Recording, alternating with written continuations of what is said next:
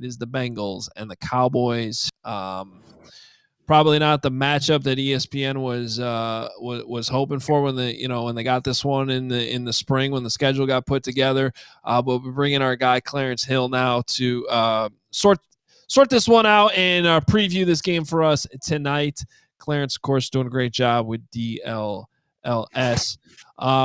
So what should we be excited about? Get us amped up here for this game tonight. We need some motivation. Do I finish my Christmas decorating? I mean, what should I be focused on, or should I actually sit down and watch this thing from start to finish?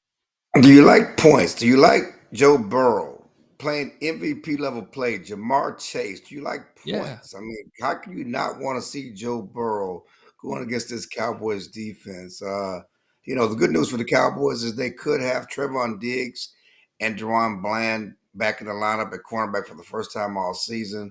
And a little known fact, Cooper Rush beat Joe Burrow a couple of years ago. This is, you think that this is just this quarterback matchup and Joe Burrow coming in, but the Cowboys beat Joe Burrow in Cincinnati coming off their Super Bowl season in Dallas a couple of years ago when Dak was out. But Cooper Rush at quarterback, and the Cowboys did a good job holding down Jamar Chase. So, that's their hope. But, I mean, the way Cincinnati's been playing, the way the offense has been playing, you would think the Cowboys would have to find a way to score points on this bad Cincinnati defense, which is one reason why they're 4-8 and Joe Burrow has MVP numbers, because they can't stop nobody. They can't stop the pass or the run. Yeah, 4-8 coming into this game, trying to forecast who's coaching or playing for jobs with Dallas. I mean, you guys over at DLLS, I mean, what are you guys watching for in this game? What do you want to learn about the Cowboys on Monday Night Football? You just want to know this team is feeling good. They're riding a 2-game winning streak after losing 5 straight, and they're feeling good. And they're openly talking about winning out and somehow playing for, Mike McCarthy's job and whatever else.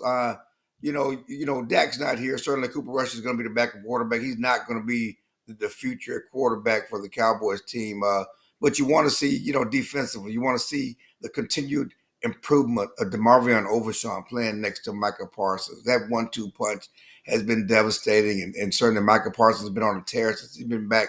He's trying to get the double-digit sacks. He has 6.5. And this is the Bengals offensive line that you can get some work done on, Joe Burrow scores a lot of points, but they give up a lot of sacks.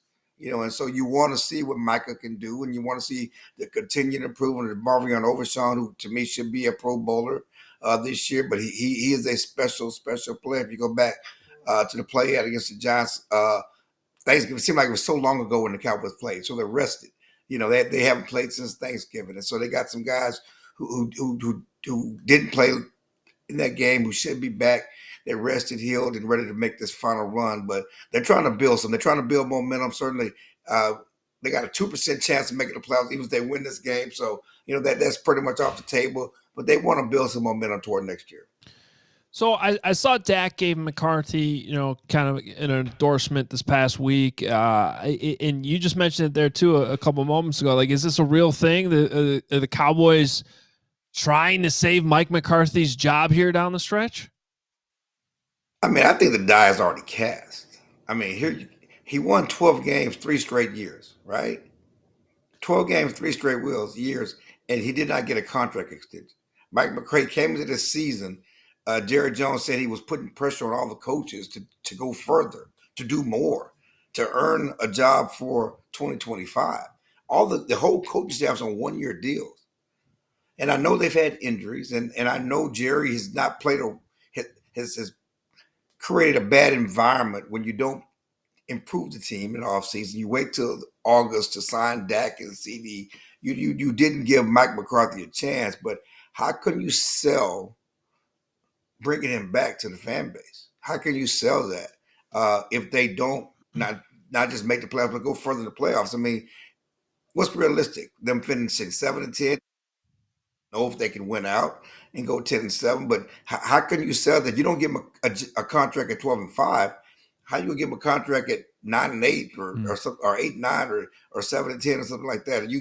That makes no sense. And it's funny because what is Dak supposed to say? I mean, what are the players? They're going to say all the right things. Dak has had his best year under Mike McCarthy, and Mike McCarthy has supported him. But of course, Dak was in Jason Garrett's corner because Jason Garrett gave him his first job. He's going to say the right things for his coach.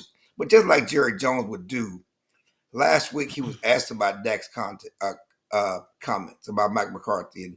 And Dak also threw a little zinger in there that Mike McCarthy should be able to come back with his own influence and have more influence on what's going on. And typical Jerry Jones, he could have took a shot back at Dak and said, the best way to help Mike McCarthy, win games, when you're healthy, when you're on the field. Mm. And they didn't win when Dak was on the field. You want to help Mike McCarthy, go out there and win some games. The coaching carousel already starting to materialize. We're seeing, reports that Belichick could be headed to the college ranks, North Carolina. I mean, what caliber of coach could do, positive things in that locker room as it stands right now? I mean, who do you envision as maybe the best successor? The dream for Cowboy fans would be Ben Johnson, and that's what they would want. But the man wants $15 million, right? Jerry's never paid a coach at the top of the food chain. He also wants control. Albert Breer had a comment last week about Ben Johnson wanting a situation where the ownership explained what went wrong and what they're going to do to improve it and make sure it doesn't happen again. That's never going to happen in Dallas, right? Well, that sounded like a direct shot at the Bears, to be honest with you. What? I need a PowerPoint presentation of everything you've effed up in the last 13 years, please. I need organizational alignment with the GM and the head. I mean, that's not Dallas either, right? And so what's out there? I mean, Mike Vrabel, certainly there was always talking about Bill Belichick, and now he's flirting with Carolina. I don't know what that's about. It just doesn't seem like a fit at all. But do you want an old guy and his old systems and bring that stuff back up? I mean, I just don't know, And so there's even talk about, at least in Dallas, about Kellen Moore coming back from Philadelphia. He was the old OC here, considering, the success he's having in Philadelphia. So it's going to be interesting, and that's part of it. When people start twisting in their minds how you can bring McCarthy back, who are you going to get better? Who's out there? Who's an improvement?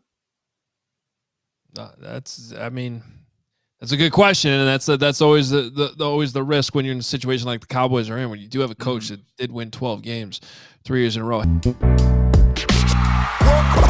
We all silly like the mayor.